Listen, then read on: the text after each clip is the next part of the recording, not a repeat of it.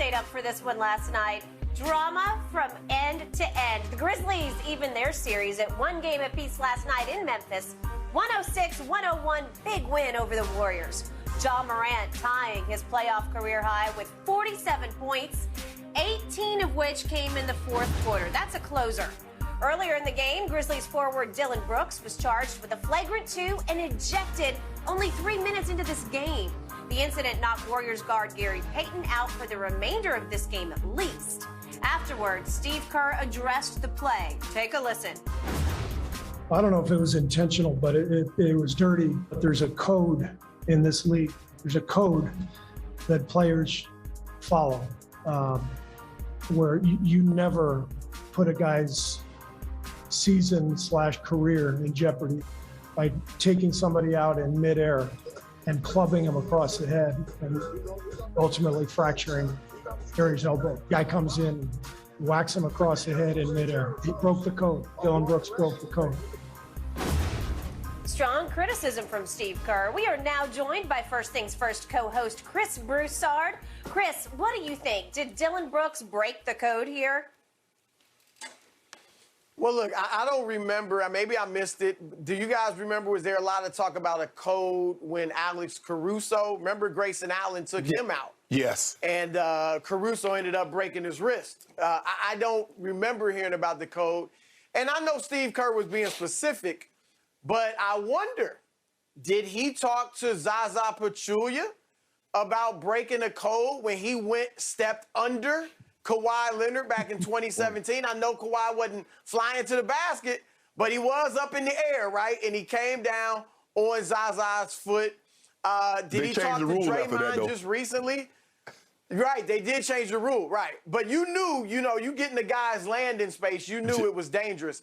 Or did Steve talk to Draymond about, a code? Again, he wasn't flying to the basket, Brandon Clark, but Draymond clearly pulled him down with his jersey in midair. I like what Charles Barkley said last night on TNT. He said, look, the code is you don't try to hurt other players. Right. We don't try to hurt each other. And I think that's what it is. Whether you're in the air, whether you're on the ground, wherever it might be, you're not trying to hurt guys. And I would say based on that code, I don't think Dillon Brooks broke it because I honestly don't think he was trying to hurt Gary Payton Jr. I think he was trying to give a hard foul. I think he was trying to send a message. And maybe there was some retaliation from Brandon Clark, with Draymond's foul on him. So all that said, guys, and I don't think this is talking out of both sides of my mouth, I do think it was a dirty play. I don't think he meant to hurt him, but I do think it was a dirty play. And obviously, whenever there's a dirty play, you might hurt somebody. I say it was a dirty play for these reasons. Number one, he wound up, right? He clearly wound up with that slap. Number two, if you watch it closely, he wasn't looking at the ball. Like, as he's zeroing in on Payton, he was, looking at Payton's head. He wasn't looking at the ball, at least from the angles I saw. And three, he barely jumped. He barely jumped. So if you're really trying to block the shot, I think you're going to be looking at the shot, and you're going to jump high. And he didn't do any of that. So I do think it was dirty, guys. I think he should get a one-game suspension. I really do. It's unfortunate that Payton Jr. is hurt. But I think it was a reckless, dirty play, and I think he should get a suspension. Just one game. You will go ahead. He just got suspended one game. You want him to be gone for 2 games? Go ahead. I'm going to let you respond. I'm going to let you respond to Chris, because you losing your mind over here. Chris, talking out of 9 sides of your mouth. I've never heard such a circuitous route to he should be suspended. I'm thinking you're actually spitting out a little rational wisdom here, like that I didn't get to open the show from my partner across the table, because I barely thought this was a flagrant 1. I immediately tweeted Draymond did not deserve a flagrant 2 on Sunday, and I immediately tweeted that Dillon Brooks definitely did not deserve a flagrant 2.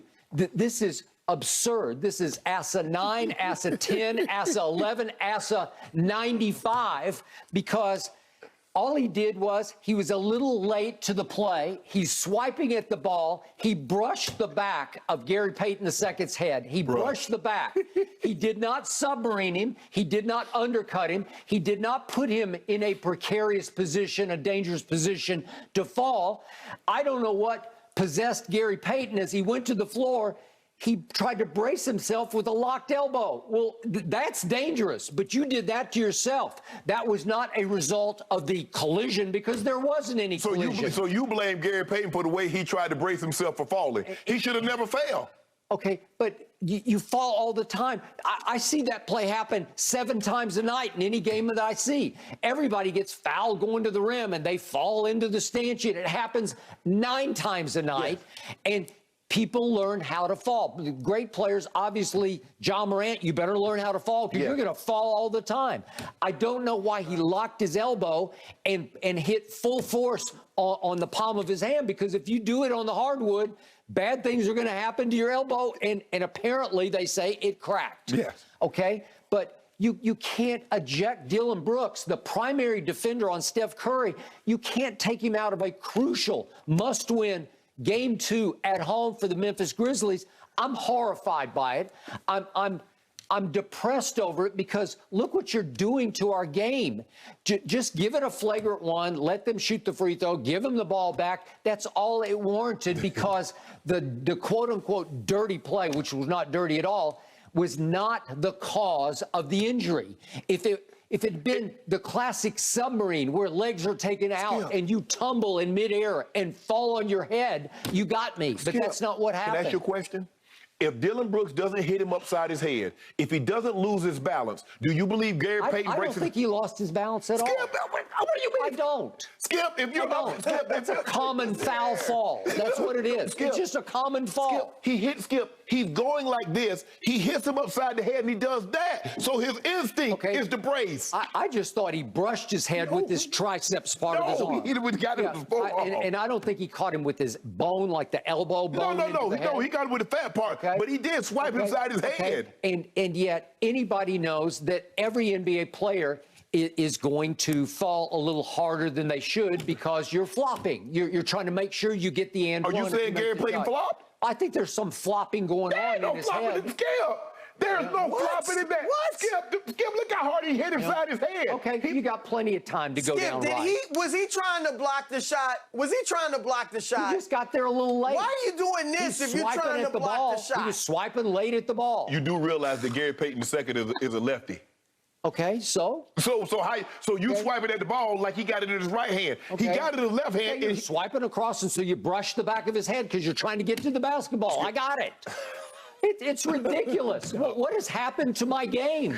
Again, I'm old school because I covered basketball even longer than Chris has. I covered it in the late 70s, and obviously through the 80s, that was nothing but a common foul, and I'm not trying to be grumpy old man here, but at some point, common sense has to take back over and say, that's just a common foul. You do realize that when they was playing like this in the 70s and 80s, there weren't a whole lot of people watching the game because, like you said, it was football on the hardwood. So they cleaned it up. They stopped all these hard fouling. They stopped all this fighting. And guess what? People started coming. People started watching. And the more they cleaned it up, the more eyeballs. So let's take stars out of the game with 3 minutes gone in the game. Let's take a star out. But if a star does something that's egregious, yes, take him out.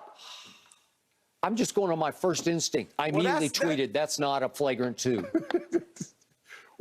Dirty play. First of all, Skip, that's a generous description of Dillon Brooks, a star. All right, he's good. I like him, but the star, I wouldn't go there. He's a star defender. I get it. Skip, you're absolutely right. We think about Kevin McHale and Kurt Rambis, right? Yeah. Karl Malone and Isaiah Thomas. I agree. That back then, this wasn't a big deal. This was you get up and shoot your free throw and we go down on the other end, right? No issue. But in today's NBA, and this has been the case for decades now, that was egregious in today's NBA. Yes. And I don't think he had any intention. I think he knew he couldn't block that shot.